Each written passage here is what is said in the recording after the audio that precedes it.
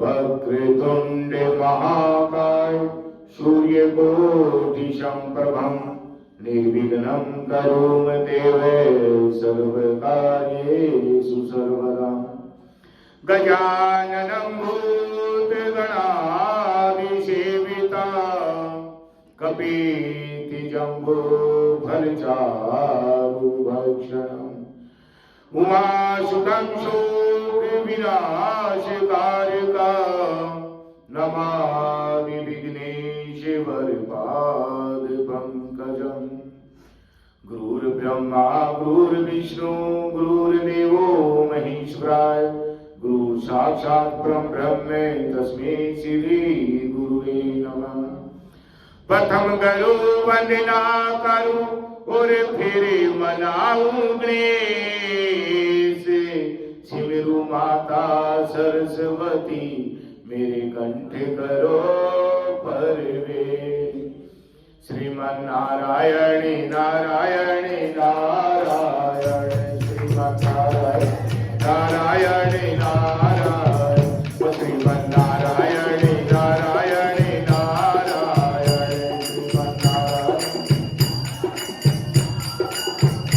श्रीमन्नारायण नारायण नारायण श्रीमन्नारायण नारायण नारायण लक्ष्मी नारायण नारायण नारायण लक्ष्मी नारायण नारायण नारायण। बोलिए विष्णु भगवान की, बोलिए कार्तिक मास की, बोलिए गंगे मैया की, बोलिए तुलसी माता की, बोलिए शालिग्राम भगवान की। तो कल हमने कथा में देखा कि तेल के कढ़ाई में भी जब उसको गिरा गया ब्राह्मण को तो वो भी ठंडा हो गया। वो क्यों ठंडा हो गया कि उसने सिर्फ उस कार्तिक मास में धर्मशाला में गया और धर्मशाला में जो उसने स्नान नर्मदा में स्नान किया और उनको देखा था। खाली देखने मात्र से ही हमारे सभी पाप खत्म हो जाते हैं। बोले विष्णु भगवान की। 27वां अध्याय। विप्र धनेश्वर को सभी दीने नरक दिखाए। यक्षपति वह बन गया यक्ष लोक में जाए। अब धनेश्वर विप्र धनेश्वर ब्राह्मण को सारे नरक दिखाए थे, खाली उन्होंने यात्राएं नहीं भोगी और फिर उसको यक्ष लोक का अधिपति बना दिया गया। अब यक्ष क्या है? यक्ष जो है, जो एक जाति है, एक योनि है यक्ष भी। जैसे पिशाच भूत डंकनी शंकनी ऊतनी पूतनी, तो ऐसे ही जो है एक यक्ष यक्षणी एक योनि होती है और उसका एक अपना अलग लोक है। जैसे हमारा पृथ्वी लोक है, पृथ्वी में हम मनुष्य रहते हैं, वैसे उनका एक अलग लोक है। तो उसका वो हमारे से ऊपर योनि होती है, मनुष्य से ऊपर योनि होती है। लेकिन यक्षपति बना दिया और यक्ष लोक जैसे पितर लोक गोलोक ऐसे उसका राजा बना दिया। अब श्री कृष्ण भगवान बोले कि फिर यम की आज्ञा मानकर प्रेतपति ने धनेश्वर को नरक दिखाए और बोला कि हे धनेश्वर, इस भयंकर घोर नरकों को देखो और पापी मनुष्यों को यम दूतों द्वारा पकाया जाता है। तप्त बालू का ये घोर नरक है। रेत, गर्म रेत का एक घोर नरक है, जहां पे जाएंगे तो पैर जल जाएंगे, जिसमें शरीर जले, पापी लोग चिल्ला रहे हैं। भोजन के समय आए हुए भूखे अभ्यागतों का जो सत्कार नहीं करते वे यहां पकाए जाते हैं। गुरु अग्नि गाय वेद क्षत्रिय इनके जो लात मारते हैं उनके पैर यहाँ पर जलाए जाते हैं। पैर किसके जलते हैं? जो किसी को लात मारते हैं, जो पूजनीय ये ना पूजने बता दिए कि गुरु अग्नि, हम ना कई बार अग्नि पे पैर सेकते हैं सर्दियों में ना, तो नहीं सेकते किसी के पैर कभी भी। गुरु अग्नि, गाय, वैद, वेद और क्षत्रिय, इनको जो लात मारते हैं उनके पैर यहां जलाए जाते हैं। इस नरक के 6 भद्र हैं। यह अनेक पापों से मिले हैं। तैसे ही यह दूसरा अंध तामिस्त्र नामक नरक है। सुई के समान भयंकर मुख वाले तमोद की आदि कीड़ों से पापी मनुष्यों के शरीर यहाँ पर काटे जाते हैं। ये भी 6 प्रकार के हैं। दूसरे का मर्म भेदन करने वाले पापियों के मांस को कुत्ता, गिद्ध आदि खाते हैं। दूसरे का मर्म भेदन, नॉनवेज इत्यादि, तो ऐसा कर्म करने से उनके मांस को कुत्ता, गिद्ध यहाँ पर खाते हैं। और तीसरा वह ककर्च नाम का भयंकर नरक है। यहाँ पापी आरे से चीरे जाते हैं।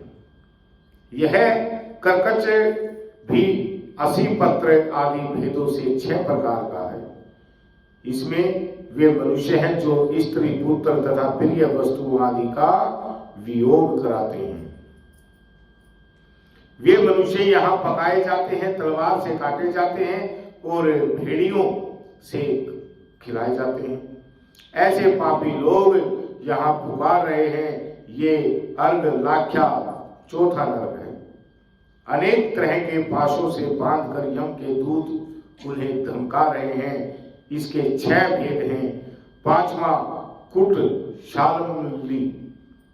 शालमली नरक नामक नरक है। इसमें अंगारे के समान सेमर के कांटे हैं। जो प्राय स्त्री से रति, दूसरे से बैर करते हैं, दूसरे के द्रव्य को ग्रहण करते हैं, वे मनुष्य 6 प्रकार के कष्टों को पाते हैं। और ये रक्त कुएं नामक छठा नरक है, जिसमें लहू और पीव भरी है। इसे देखो, इसमें पापी नीचे मुंह करके पकाए जाते हैं, जो अभक्ष्य वस्तुओं को खाते हैं और जो दूसरों की निंदा व चुगली करते हैं, वे मारे पीटे जाने पर चीख रहे हैं। यह भी दुर्गंध आदि से 6 प्रकार का है। यह भयंकर कुंभी पाप नाम का 7वां नरक है। धनेश्वर है, यह तेल आदि द्रव्यों से 6 तरह का है। इसे देखो, इसमें महापात की मनुष्य को धम के दूत, यम के दूत पीड़ित कर रहे हैं। कई हजार वर्ष तक पापी इसमें यम यातना भोग रहे हैं। इन 42 रौरव नामक नरकों को देखो। ना कामना रहित पाप सूखा है और कामना से किया जाए वह गीला है। गीले और सूखे 2 भेद पापों के होते हैं। 84 तरह के कुल नरक हैं। अपरकीर्ण, पंकित, मलनीकरण, जाति, भरशंकर, उपोपातक, अतिपाप, महापाप, ये 7 तरह के महापातक कहलाते हैं।